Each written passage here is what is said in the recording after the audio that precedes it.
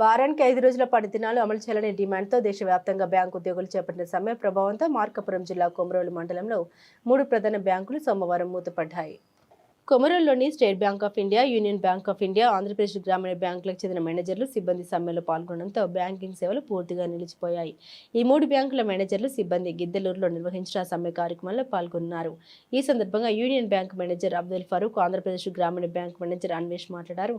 United forum of bank unions పిలుపు మేరకు ఒకరోజు సమ్మెలో పాల్గొంటున్నామని తెలిపారు. బ్యాంకు ఉద్యోగులకు వారానికి 5 రోజుల పని దినాలు అమలు చేయాలని 2015 సంవత్సరం నుండి ప్రభుత్వానికి విజ్ఞప్తి చేస్తున్నప్పటికీ ఇప్పటివరకు ఎలాంటి ఫలితం లేదని ఆవేదన వ్యక్తం చేశారు.